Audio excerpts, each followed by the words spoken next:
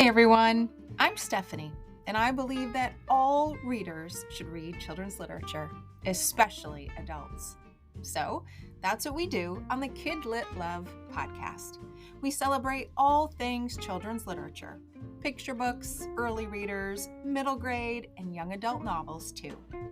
Whether you're an adult reading to your inner child or connecting the young readers in your lives with fantastic books, you've come to the right place.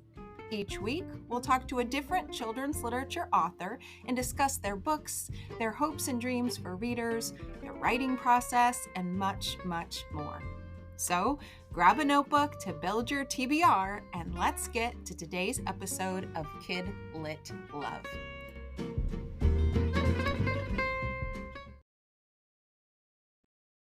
Hey everyone, welcome back to another episode of the KidLit Love podcast. I'm Stephanie, your KidLit loving host, inviting you back for another weekly conversation with a children's literature author.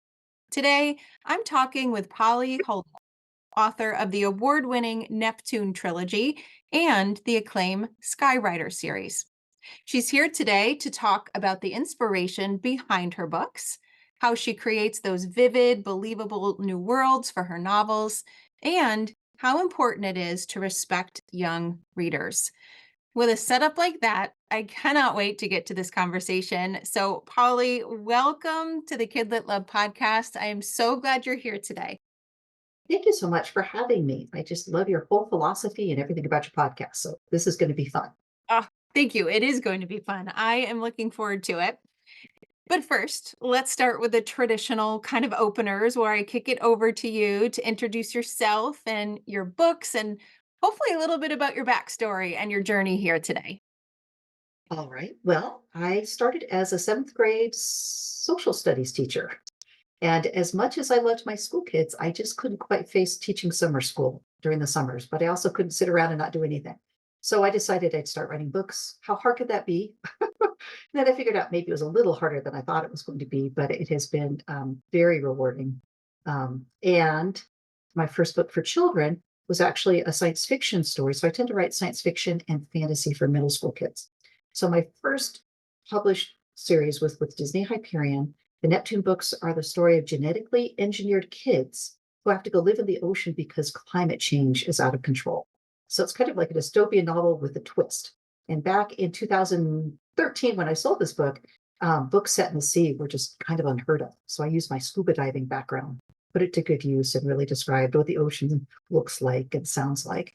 And those kids, I stumbled into one of my first themes that seem to reappear in my books, which is that kids really can make a difference. Kids should have agency, can have agency. And so these kids start out just trying to survive in the sea and adapt to it. And by the end of the series, they help save us from climate change, as if it could be that easy.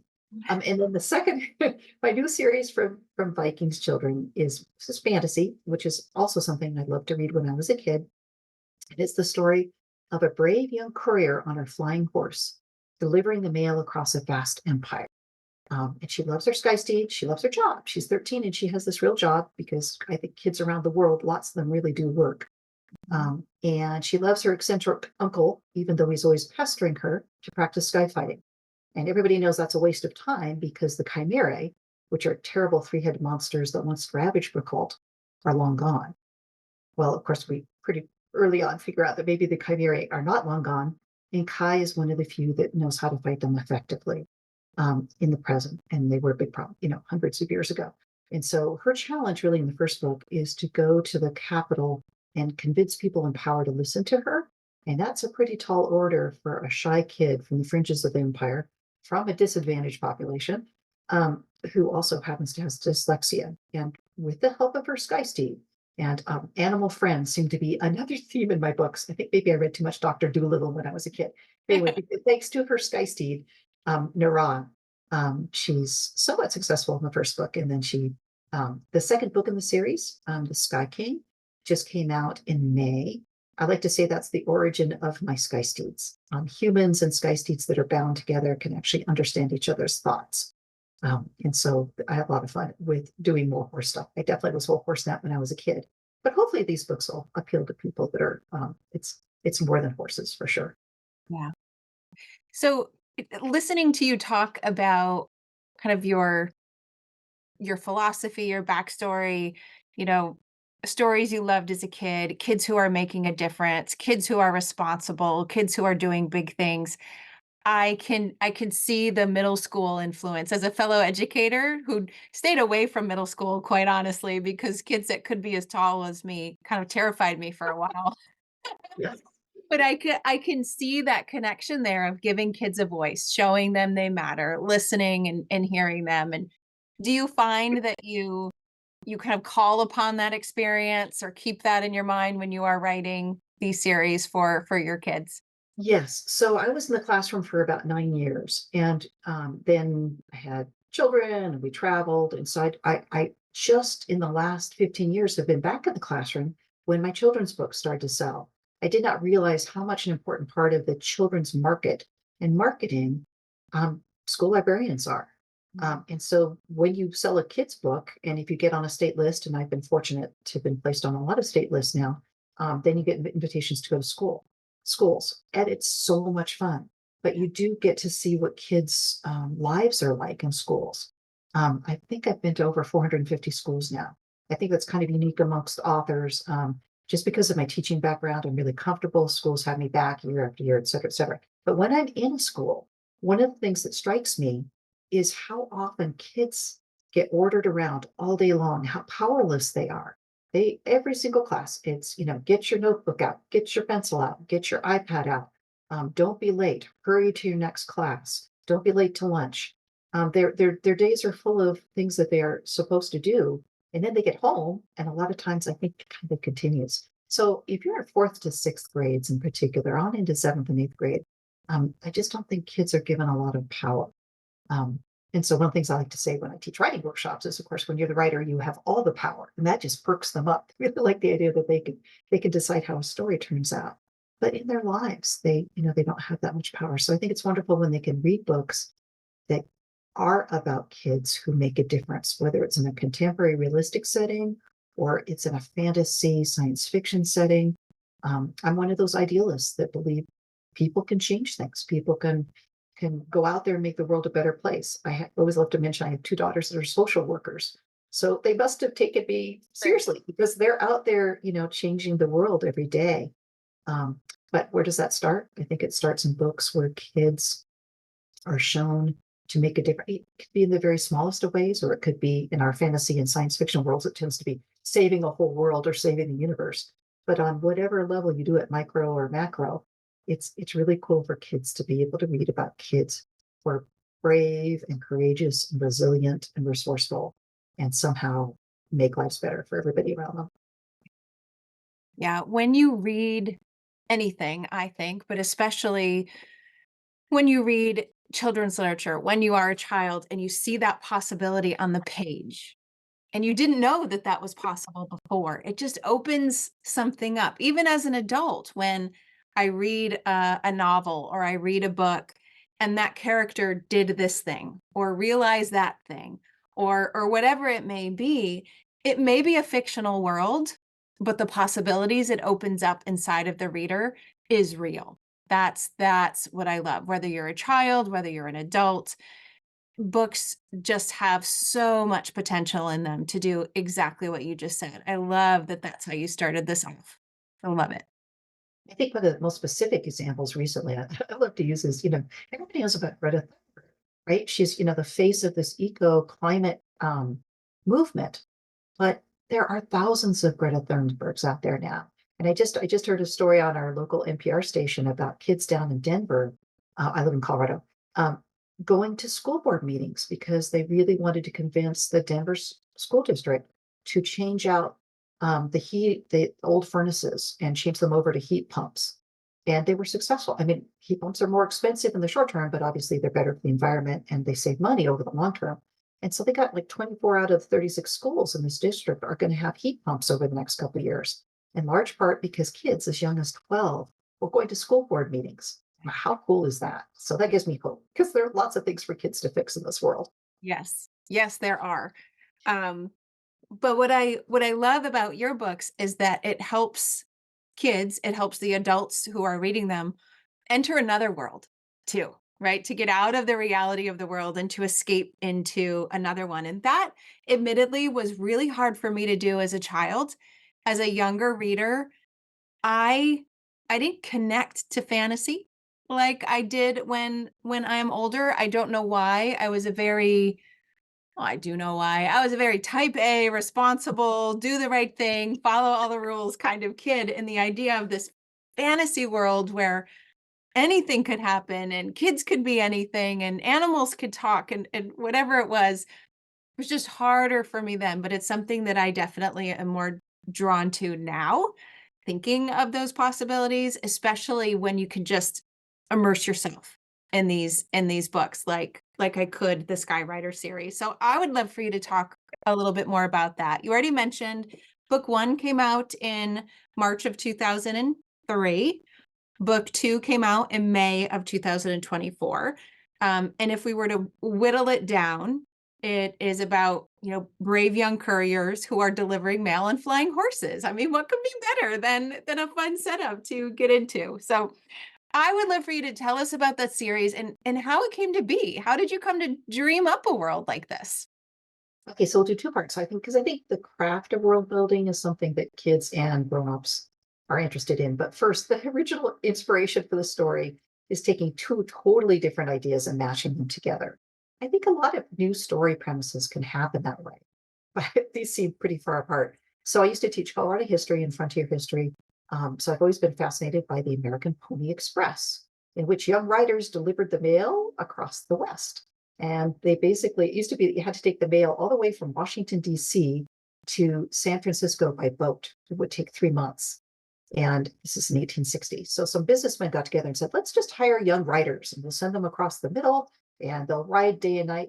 They got it down to about 11 days, thanks to these brave young riders who had all kinds of adventures. Actually, Buffalo Bill Cody was one of the longest rides because he'd get to his next station house and it would have been attacked and burned and the horses stolen. So he had to just keep going. Anyway, really colorful time period.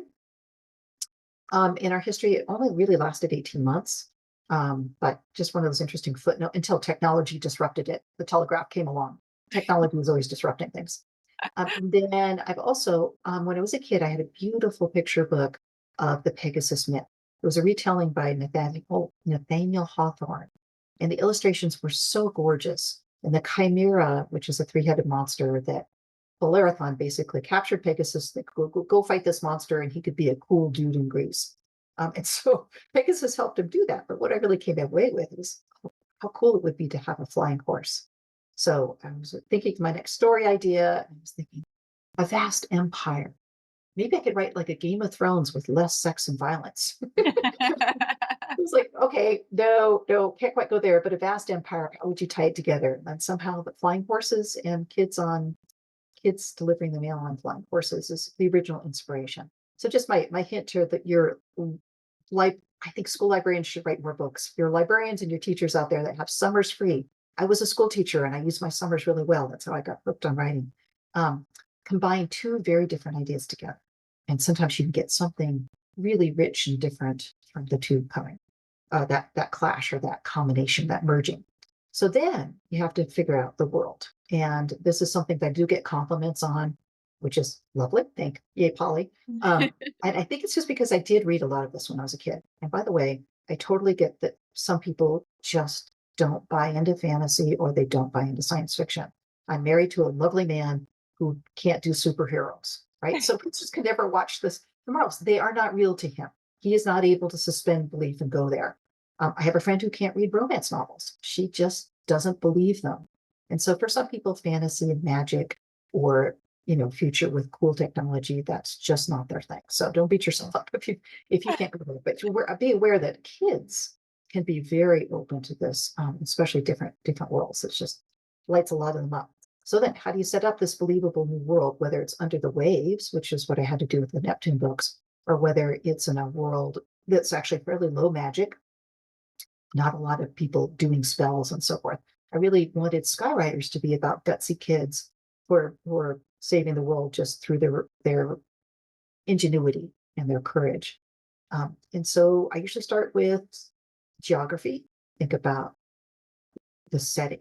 What is the country have? What is the climate like? How does that change um, what people do? Because geography is really, in a way, about economics plus weather and soil. So if you've got a world country that has great soil and lots of rain, chances are people are going to be farmers, so that's going to be a richer area.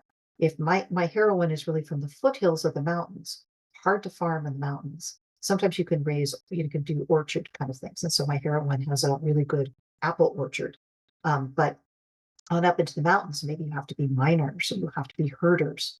So the land and the geography shape what people do.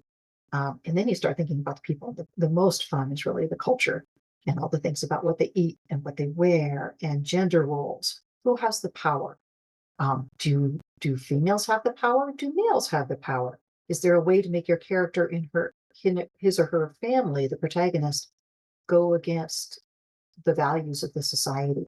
Maybe it's a young woman who's been raised to be, much more assertive and much more confident than her society allows. Or the opposite of that, maybe women have all the power, and suddenly you have a boy who is going to clash and conflict with the values that surround him. Um, Tolkien, of course, is the granddaddy of all this. He does history really well. You should think about the history of a world.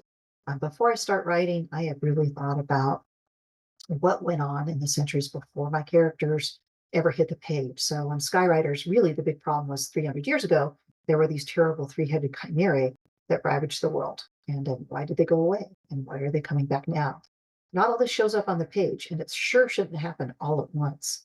And I think sometimes kids can get a little overwhelmed if there's too much world building too early on in the story. So when I'm teaching a workshop on this, I would say just one or two details per page that tell you that you're not in 2024 in the United States or wherever you happen to be when you're reading these books. Um, and religion's a really interesting one. Do you go there? You have to be really careful because you don't want people getting mad at you. Philip Pullman's probably the best example. A lot of people think the Golden Compass was a critique of the Catholic Church, and he was banned for that. So I do put religion into my books, but it's not central, and it's carefully done because there's just all kinds of ways you can upset readers and parents of readers who perhaps haven't read the books at all um, with your books today. But anyway, I love the world building part. I do give a one caution that sometimes people can spend so much time on their world building and their map making, they don't actually write the book. That is not a problem for me, but I have run across some authors that are having so much fun with the world, Yeah. they forget the story. And also really important to remember your characters. And so after I've done all my world building, or no, at the same time that I'm doing it, I spend more time thinking about my characters, what they want, what they need, how they will change, how the world changes them. Um, and I think the very best fantasy and science fiction have strong characters who do grow and do change. And one of the pitfalls of those genres in particular is they're so plot driven, you can kind of forget about the characters. Anyway, hopefully I don't do that. So in fact, I just made Bank Street, rah, rah, rah. And some state lists makes me think that I've written kid characters that kids can relate to. And that's important too. Yes. Wait for it. So I have a follow-up question for you because I can picture you sitting there and having all of these things just swirling around your head, right? The location, the history, the characters, all of the pieces. And I'm wondering how you bring it from your imagination to a tangible page. Do you imagine what it would look like in your head? Are you sketching? Are you jotting? Are you notebooking? Like I'm fascinated that someone can create such a believable, immersive world. And you just gave us all the things to think about when we do that. How do you make that tangible so that you can then write about it? Oh, that's a great question. I think first of all, I really believe in daydreaming, and that's one of my messages to kids. I think it's really important to unplug and let yourself go places in your head, and we don't honor that enough or value that enough in our society. So I'm a big daydreamer, and I have been since I was young. This does not make me a better driver, by the way. I have to be really careful about where I'm daydreaming. I get in the car about, if I'm on a highway, she's gone. She's in this other world. There we go. You're right. There's a challenge between imagining it and bringing it to the page.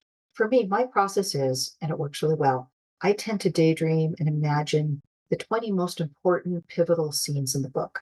I when I know what's going to happen early on in a scene and then another scene, and then where I have to get by the end.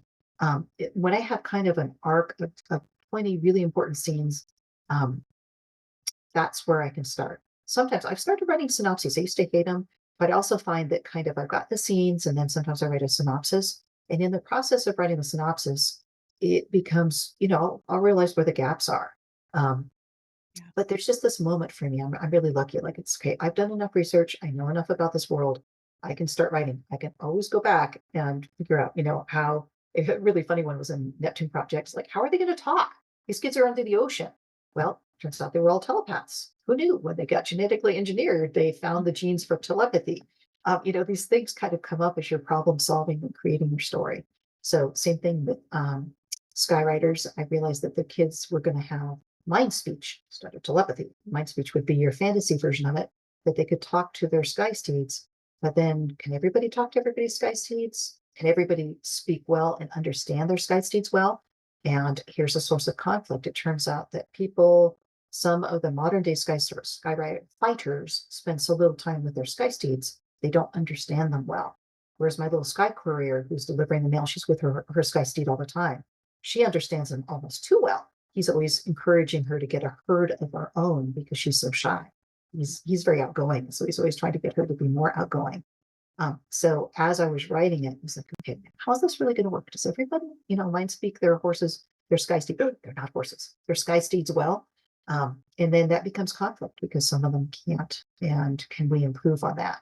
And it actually in the story, which I wasn't really planning at the beginning, but by the second book, it's a lot about the power of the sky steeds that were supposed to be equals with their human partners. And the alliance has really been falling apart because humans have kind of taken over and treating the sky steeds more like property. And so equality and equality become kind of a big theme in the second book. That Yeah. wasn't exactly where I was planning to go. Do you find that it you have those scenes, you've got the plan, that it does take a direction of its own as you write? I know there's the whole pantser and plotzer, but does it develop as you go and surprise you sometimes? You definitely get surprises. And I would say I'm a plotter, and I think that has something to do with the genre, that I write. Science fiction, fantasy, you got to save the world. There's got to be a big threat to the world, and you got to Right. save the world. That sets some parameters for what you do in your writing. But um, they, though I think I know where the story is going, once you have well-developed characters, and in my books, the animals, the dolphins, and the sky steeds are really important characters too. Sometimes they just take the bit in their teeth. Not that sky steeds have bridles, but metaphorically, they take the bit in their teeth and they take off and they do take you places you were not expecting. Another thing that happened in the Sky King, there's a new character. There's a new Sky Steed that I really wanted to be kind of like an attention deficit, hyper, really cool, fun Sky Steed. And he just went all over the place. I wasn't planning originally. Nakoda was just doing his own thing, but he added a lot to the story.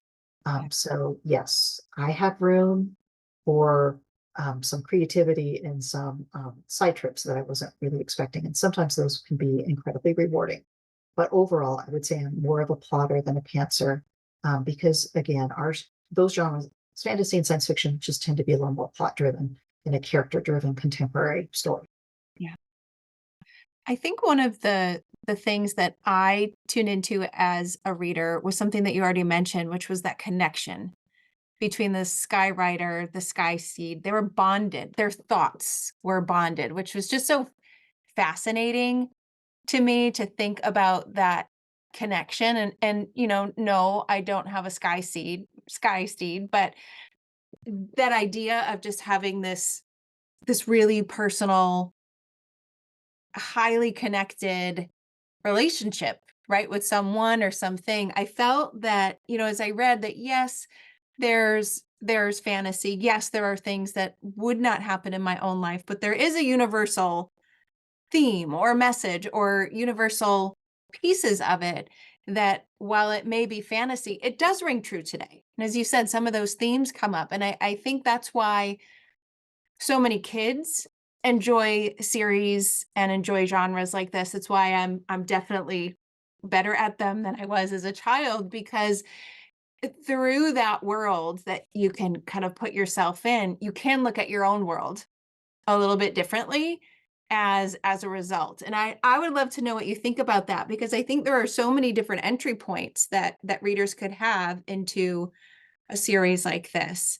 And I'd love to hear you talk about that connection perhaps to the real world, or what you hope readers will walk away from, potentially walk away from reading one or two or all of your books like this. Okay, well, if I don't quite get there, nudge me back on course. But what I wanted to I talk said a about lot. shortly, because you brought up some early things in that, and there's, animals and kids, and the need kids have to know that there's somebody, someone, something out there that accepts them and knows them. And so animal kid books are always going to have a market and always be appealing, because kids need, especially a lot of readers are lonely. They're finding they have found their safe place in a book. They found their safe place in the library, in the school library. Bless you, school librarians. And Yes. so keep your doors open and bring those kids in, because I certainly was a shy kid that's had a really nice time thanks to Mrs. Dodge in our library. But I was reading about, you know, um, dog books was a big thing for me, and horse books. But in the dog books in particular, people would forge this relationship with the dog. The dog is just immediately accepting and loving, and kids need to know that. Pax would be a more recent book, where the fox and the boy have a strong relationship. In fantasy, it goes back to the Anne McCaffrey books, the dragons and kids that bonded. Philip Pullman did a really interesting version of this with his, each kid has this binding with a spirit animal that really understands them. Sometimes they're the opposite of them. Sometimes they're very similar. But kids really seem to love that idea that there is someone who understands them and accepts them completely for who they are and loves them for who they are. And so that's just something that goes on in books a lot. Again, in my case, it goes back to Dr. Doodle. But I also want to talk a little bit about the binding, that moment that two creatures come together. Um, Fantasy does have some philosophy behind it. And so from the Neptune books in science fiction, I got really interested in this idea of we are mixing genes of animals and humans. It's called, guess what? A chimera. Right? And that's why creatures are three different heads. It's the technical term for it. When you mix human DNA with animal DNA, we are doing it in case of like pigs and people to create organs for transplants. Um, Really interesting, but also very sobering. How much control is there over this? Where could this go astray? Um, and so I took that to a different way in fantasy. I approached it in a different way to say, okay, maybe there could be voluntary bindings and involuntary bindings. So the Skyriders and their Sky Steeds choose their partners and choose to be together. And that creates a voluntary binding, which is a much more positive thing. And there is an involuntary binding going on behind the scenes, which is these poor chimerae are actually three animals that have been forced into the same body. And they're incredibly unhappy because you put a desert lion and a desert blood goat and a desert sand dragon together, and then you turn them into a fighting creature, and they are just miserable creatures. But that's an involuntary binding. And in the second book, The Sky King, we look at some Volturian, which are like giant vultures, and they're being forced by an evil mage to leave their nests and go be weapons also. So anyway, there are some philosophical underpinnings that are pretty sophisticated in middle grade books. So how can you approach them? Well, just know that there's a lot of thought that go into them. They may look like they're pretty simple stories, but yes, there's a lot going on behind the side. Okay, so help me back to the end part of your question. The end part was, so that was an entry point that I really loved leaning into, as well as this idea that while these may be fantastical worlds, there are undercurrents of themes that are very much evident in life today. And so I'd love for you to talk about that Yeah. connection and what you hope readers might take away in the real world as a result of diving into yours. Okay, so I think again, this theme of agency, that they can make a difference, that's huge. I also hope I keep kids turning pages. I think becoming readers, becoming fluent readers is so huge. It helps their vocabulary, which means school will be easier, which means their studies will be easier. My social worker daughters, one of them is in criminal justice. She is in prisons and jails several days a week, which I try not to think about too much, but she really loves what she does. And the sad thing is that over half of her clients are functionally illiterate. And so if kids, we can improve education at the elementary level. It starts with libraries. It starts with books in hands of kindergartners and first graders. It breaks my heart that so many the first thing that goes is band, the arts, and then a full-time librarian.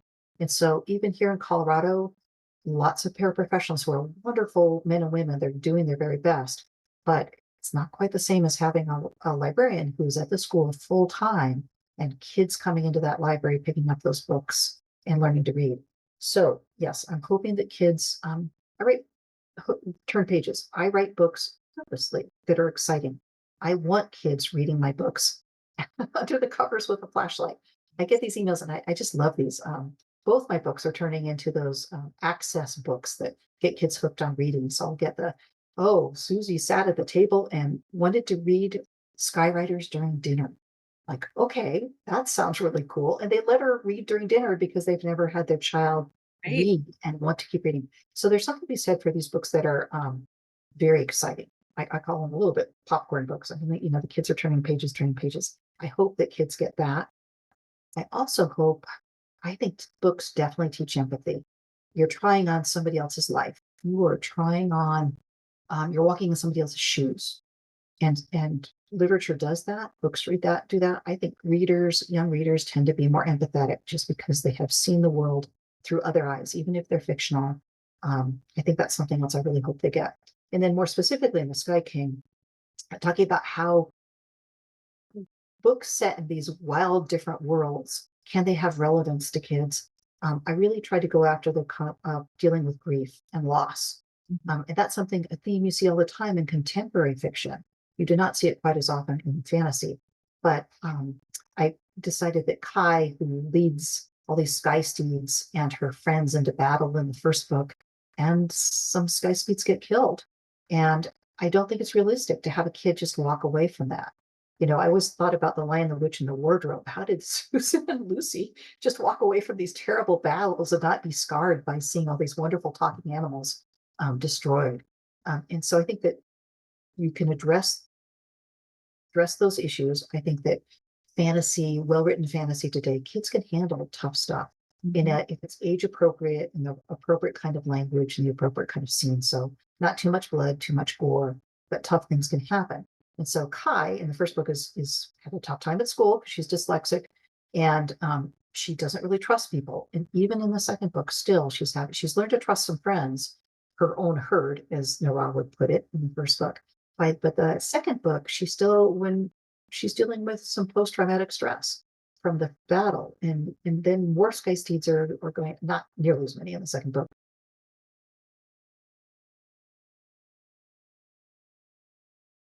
really haunted by all of this. And so the message in the second book is grief hidden, and grief that you mourning done on your own is not nearly as effective as sharing your grief with your herd or with your friends. And so, yeah, I think that I kind of tackled another kind of important thing in a fantastical setting, but I'm hoping kids will learn that you need to share your grief, you need to express your grief, or it's really going to haunt you, and you're not going to heal. Yeah. Well, kids today go through hard things, right? There are challenging things and hard things that they go through every day. And I feel like books that acknowledge that and have a place for that show them that they are not alone, right? Books are these empathy building machines. I completely agree with you. And they show us that, okay, maybe I'm not alone in this. Maybe there is a way out of this. They just give us that chance to figure something out and to feel that. And you've mentioned your love of librarians and educators multiple times. And I was an educator. I'm still a teacher educator at my university. And I always start out my classes really stressing to teachers like, okay, in this class, we are going to learn how to teach kids how to learn their letters, how to learn their sounds, right? But what we are really doing is showing them how to change the world, right? Because that is the very first step. When you know that, when you have that code, so to speak, you then have opportunity to put yourself wherever you want to go, in whatever world you want to be in, and learn whatever you want to do. And that power, right? That's such power to kids, to adults at that age. And I love how you have that threaded throughout your stories. And now from talking with you, I can see where it comes from, right? In the philosophy behind it. So I'm spreading the librarian and educator love with you today on this episode. Absolutely. We don't pay them enough. We're not going to get into book banning much, but it just makes my heart sick to think of the pressure on librarians in red states in particular. They are truly my heroes. They introduce kids to books. They introduce them to so many other things too along the way that are just helpful and wonderful, and they give kids hope. And if we're not going to have hope, we might as well just give it all up. So yes, it's wonderful that you're out there spreading the word to young teachers and librarians and telling them that they can make a difference, and they're going to by modeling the behavior, they're going to show kids that they can make a difference. Right. And I imagine you see this even more now, as you mentioned, you've been to, a school or two in your author career, seeing teachers, seeing librarians. And I know recently or I'm not sure how recently, but I know you've also been working with educators, librarians, on teaching writing and just this idea of books and reading and writing in schools. And I'm wondering from your point of view as an author, as someone who has been in a lot of schools, as someone who has taught, what are your hopes or recommendations or tips, whatever we want to call it, for really encouraging others to tell their own stories and to write them down? Whether that's the librarian, right, that you mentioned, hey, it's summer, you could write your book, or it's the kids as well. Any tips for that? Yes, those of us who have been in education know teachers are the biggest borrowers, right? We borrow. If it works, you borrow it, and everybody ends up in a better situation if you borrow. And so what I realized is that in the last 12, 15 years that I've been to so many schools, I have a writing workshop. And because I teach the writing workshop, I see what level the kids are in when they write for me. And then I started noticing that some schools, um, the kids were just these fluent, confident, enthusiastic writers that would just jump right in, even fourth grade, third grade, and they would start writing. And then I would get to other schools and it would be like putting one sentence together would be such a struggle for a majority of the kids in the class. It's like, okay, what is this? Well, a lot of people would argue it's all about zip codes. And it would be about the vocabulary and how many words kids are exposed to. If your parents are off working 24/7, it's a lot harder to pick up that kind of vocabulary that then you have words, building blocks of sentences.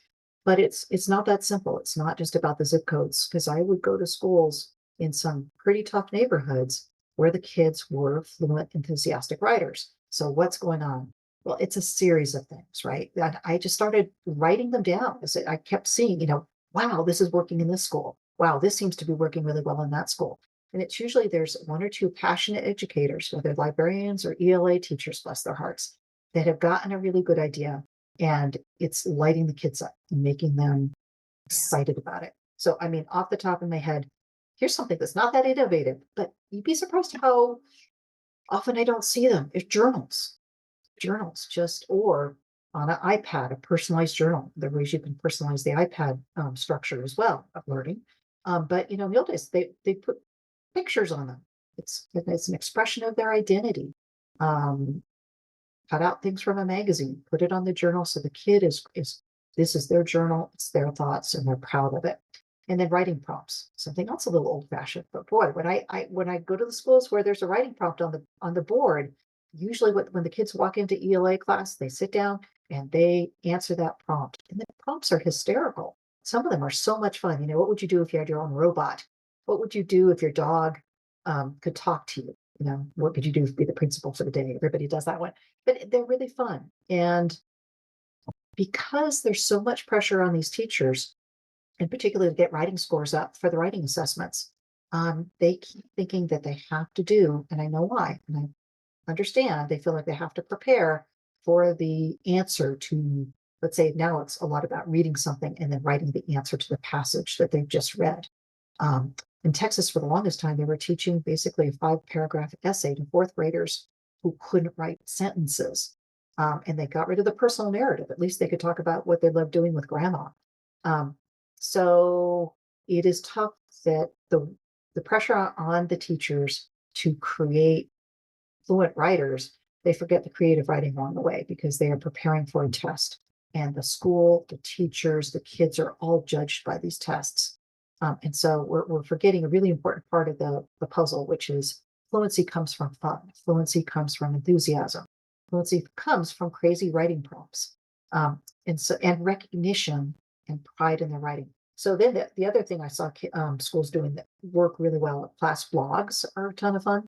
There's some security issues. Got to make sure you've got the right blog platform.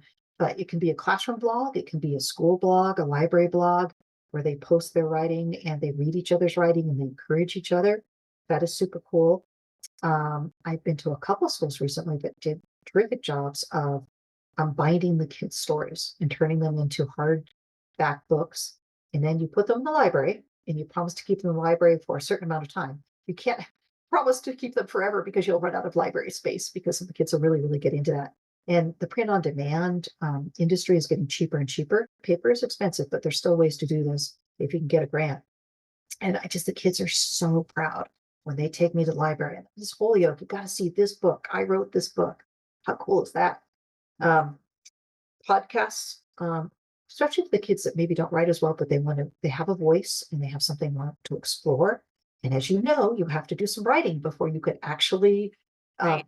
take your podcast. You have to think about an issue, you have to write about it, you have to explore it, research it. And so I think podcasts can be fabulous for that. And then, of course, I'll put a plug, not without self interest, hosting authors at a school. Yeah. And when you get the right authors, not all of us are super comfortable with kids or have this sort of ability to light kids up, but a lot of us do. And if you get the right author in, and the author's talking about how much they love writing, and they're transmit that joy to the kids, and they show them what they can do with their writing, that can be a way to get a whole school writing, which is really fun. Those also, I love the concept of the all school read.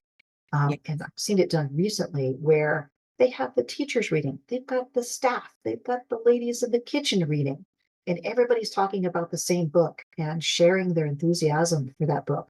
And then you have the writer come in either virtually or in person if you can afford it. And that's the culmination of weeks of preparing and diving into this one book. That's just magic when you can make that happen for your whole school community. Yeah. Yeah. You've said a couple of key words there that I completely love and it resonated with me. You said fun, you said joy, right? It's celebrating writing in all its forms in ways that may not always be appreciated on a state test, but will certainly come through if kids develop that engagement and that motivation and that stamina. And schools and teachers and librarians that celebrate writing in that way. I know, like you, I've done a lot of work in schools, more on the reading side, where when I find classrooms where kids are just voracious readers, where they can't put the books down, where they're celebrating reading, it's not the zip code.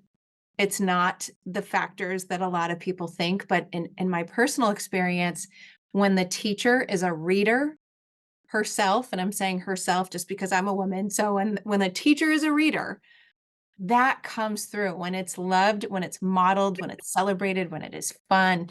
You can't help but spread that, right? What do they say? It's caught, not taught, right? So it's contagious, and it sounds like you see the same in your writing world of looking at it as a celebratory, fun way for students to find their voice, figure out the medium that works for them, and then just see where it goes from there. And maybe, writing can exist on so many different planes. Maybe you don't become a best-selling author, but you can have an awful lot of fun writing a book with your best friend. I did that in fifth grade. We wrote 67 pages, which I think is pretty good for a couple kids at study hall at school. And I It is. always tell the kids about that story. And then it's like, oh, and I'll have little kids come up to me and say, I'm going to write a story. I am writing a story with my best friend. And sometimes Yeah. I get the teachers write to me and say, I've decided to start a book. That's just all really lovely. Writing can be a successful on lots of different different levels. But it is telling your story and finding your voice. And that's a valuable exercise for grown-ups and kids. Absolutely. My summer of, I believe it was 4th going into 5th grade, perhaps, my friend and I made a summer newspaper. Every week, we made a newspaper and made everybody around us read it, and it was the best thing. My grandfather actually saved, the first editions of that newspaper, and he gave it to me just a couple of years ago, 30 years ago. The old typewriter, made this newspaper, and it was Well, you great. gotta hold on to that. I hope you hold on to that. And you can Oh, use I that do. in classes. Yeah, Yeah. show it to your students. Yeah. Um, yeah. So, what are you working on now that we might be able to hear a little sneak peek about? Are you working on a new world or just developing your current ones? Well, I'm working on my craft in a way. I taught color and history and frontier history. I love history. I love historicals. They are very difficult to sell. Mm. But I am not going to give up. And I have a coming of age story set in a mining town here in Colorado. And it's a story of a girl who um, her family has fallen on hard times. She was quite affluent. They've fallen on hard times and they come to a mining town and then they lose everything. And it's really up to her to kind of keep them together and hold things together. At the same time, it's also a kid looking at values. I really feel like when it's 12, 13, and 14, you start seeing your parents in a different way. And you have to make some choices about whether you're going to accept their values about people, about life, what's important, or whether you're going to start creating your own values and accept your own values. And so it's very simple. In her story, it's really a lot about the prejudice against Irish. Her family's Protestant. They were upper class in Philadelphia. They come to a mining town, and the people that really almost saved them are the poor Irish Catholic family next door. And so she's got to decide. She starts out with one view of them, and by the end of them, her own values change quite a bit in the course of the book, and she starts seeing people for who they are rather than by the labels that parents put on things. So that's a good middle grade theme because families are really important in middle grade fiction. Kids are still very much a part of their family, and their parents are important to them, and their friends and their school.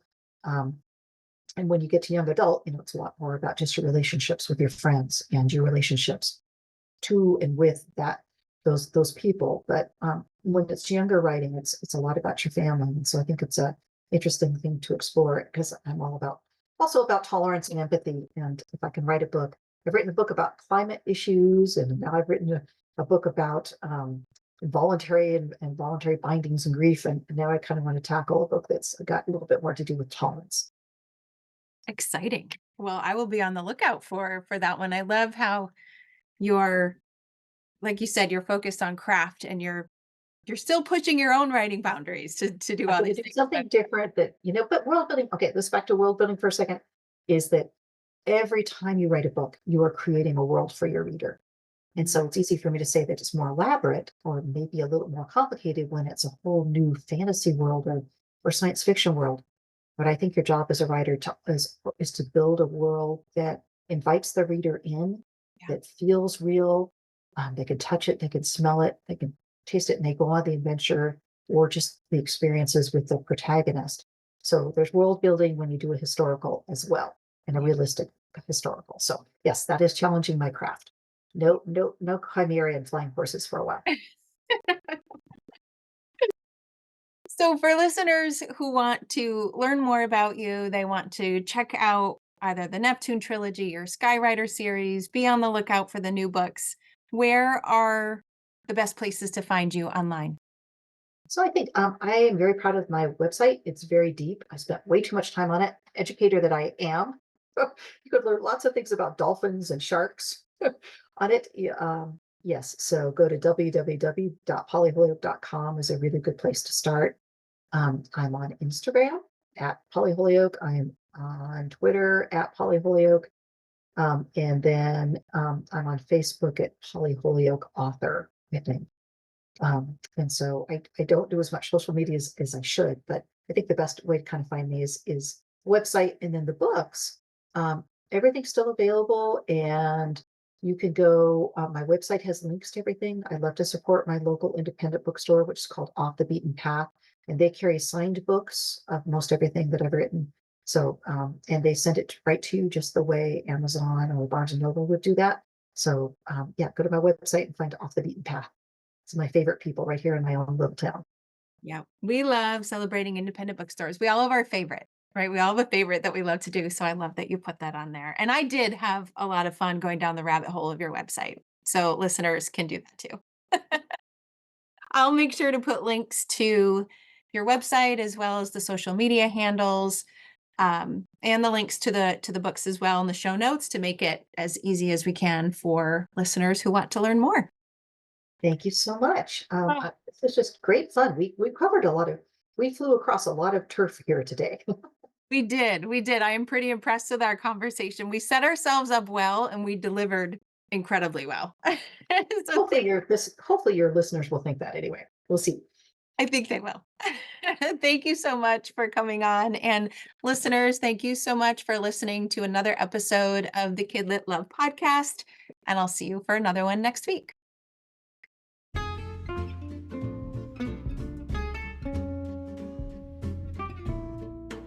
Thanks for listening to today's episode of the KidLit Love podcast. You'll find links to all the books, resources, and ideas mentioned in the show notes at alitlife.com. And if you want more, you might like to listen to my other podcast called Get Literate. It's a podcast that explores all things books and reading, notebooks and writing, and everything in between to build a life you love. One more thing. If you love what you listened to today, please take a moment to rate and review the podcast or take a screenshot of the episode and text it to a bookish friend. This helps the podcast grow and builds our bookish community of KidLit Love. Thanks for listening.